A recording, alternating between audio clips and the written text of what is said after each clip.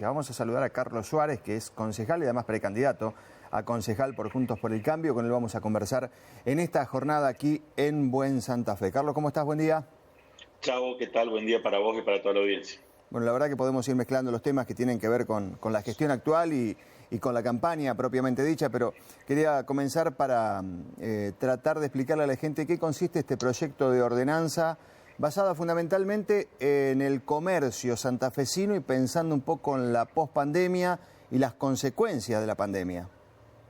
Sí, claramente. Nosotros hace no muchos días conocimos un informe del centro comercial por el cual a lo largo de la pandemia se cerraron 1.395 comercios en la ciudad de Santa Fe. Esto, a nuestro entender, está vinculado claramente con la mala gestión de la pandemia, en algún caso por decisiones del kirchnerismo que a nivel nacional tomaba decisiones, reitero, en la pandemia, que por allí no tenían asidero en la ciudad, para la ciudad de Santa Fe. Y por otro lado, por la falta de acompañamiento del municipio santafesino a uno de los sectores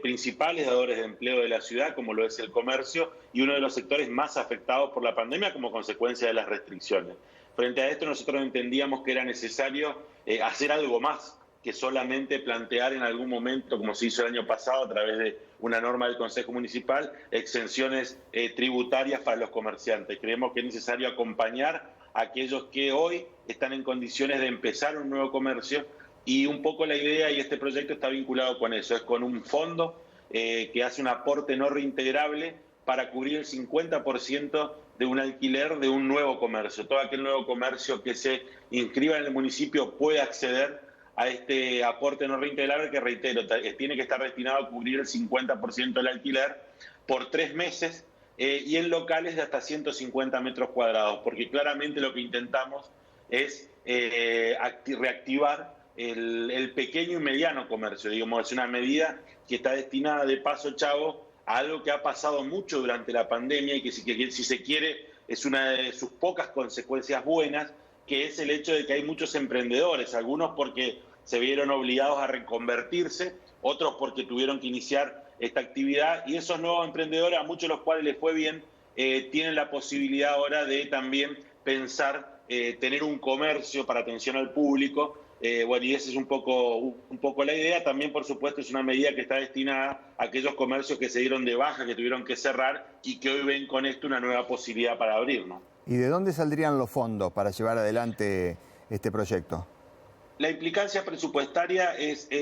ínfima. Debemos decir que, por ejemplo, para fondear esto, que lo que busca además es generar, como no sé si lo dije, pero 800 nuevos comercios en la ciudad, si nosotros tenemos en cuenta que se cayeron casi 1.400 a lo largo de la pandemia, con este proyecto podemos generar alrededor de 800 comercios nuevos en 6 o 7 meses, distribuidos además, porque el proyecto así lo plantea, distribuidos geográficamente a lo largo y a lo ancho de todas las avenidas comerciales de nuestra ciudad. Y la implicancia presupuestaria de esto podría ser, por ejemplo, el 1% de lo que hoy los comerciantes pagan por DREI, es decir, lo que el municipio recauda en concepto impositivo que le cobra todos los meses a los comerciantes, genera un número de dinero, por supuesto, anualmente. Este proyecto podría significar solamente el 1% de eso o el 0,17% de todo el presupuesto municipal, depende de cómo lo queramos tomar. Por lo cual vemos que es una incidencia menor, es algo que está al alcance del municipio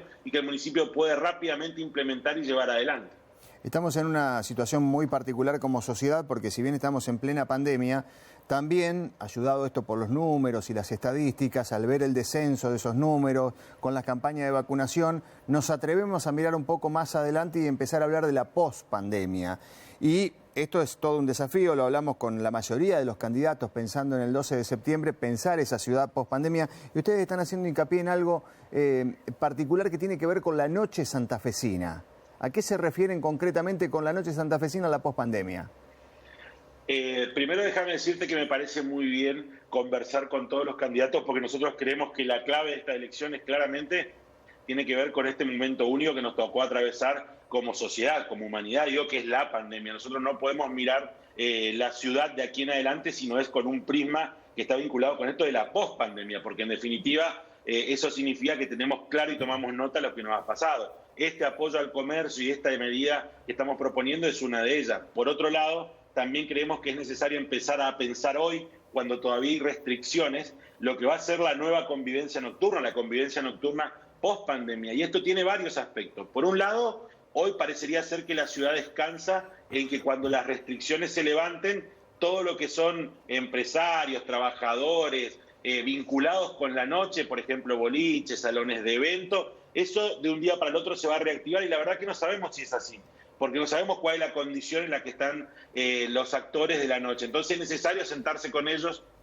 a los fines de poder discutir si están en condiciones de prender la luz, en cada uno de sus comercios o no, porque en definitiva eso después impacta en la ciudad con relación a qué es la oferta con la que va a atender la múltiple demanda que hoy existe y que se puede ver en cualquier fin de semana con el tiempo más o menos lindo, de no tanto frío, por estos días, en lo cual vemos los bares, que son los formatos hoy habilitados, que están llenos, que tienen gente esperando. Bueno, esto significa que hay mucha gente en el espacio público, hay que ver cómo gestionamos ese espacio público para que sea seguro para todos los jóvenes, ver cómo gestionamos la diversión de los jóvenes, por esto que decía de si los lugares nocturnos van a estar a disposición para poder ser abiertos. Y en definitiva lo que creo es que tenemos que sentarnos todos los actores para discutir la convivencia post pandemia. Hay que ver si los formatos que existen, por ejemplo, a la vera de la Ruta 168, son los que hoy dan respuesta a la forma de divertirse que tienen los jóvenes. Rápidamente te digo, Chavo, que las reuniones que nosotros venimos manteniendo, no solamente con los actores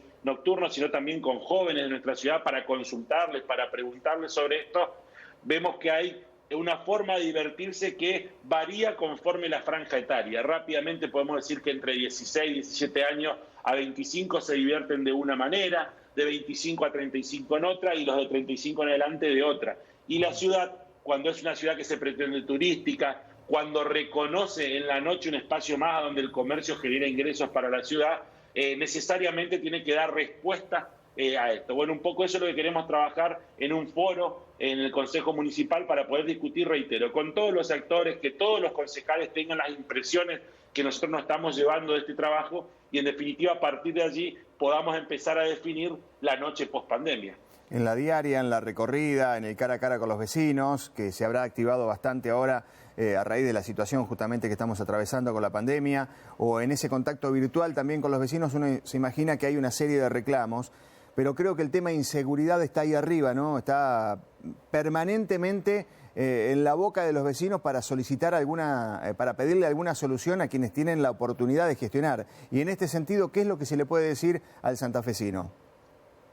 Que nosotros, particularmente de nuestro lugar, de nuestra banca, hace muchos años venimos siguiendo este tema y trabajando sobre este tema, como bien vos decís, en la medida de aquello que podemos gestionar, porque la verdad que la responsabilidad primaria está en el Ministerio de Seguridad de la provincia, por un lado del gobierno provincial, por cómo son las jurisdicciones, y por otro lado por el municipio santafesino que también tiene injerencia. Nosotros desde nuestro lugar venimos no solamente instando a la conformación recurrente y permanente del Consejo de Seguridad Municipal, porque entendemos que es el ámbito en el cual se tienen que discutir los problemas de inseguridad que vive nuestra ciudad. Hoy vemos una situación en la cual si hay una palabra que me quedó grabada de hablar con un vecino y que también surgió el día anteayer cuando estuve reunido con la vecinal Fomento 9 de Julio a partir de la actividad que van a llevar adelante el 1 y 2 de agosto, es desesperante. La situación que se vive es desesperante, situación de la que uno como vecino no está ajena, que también, si no le pasa a alguien cercano,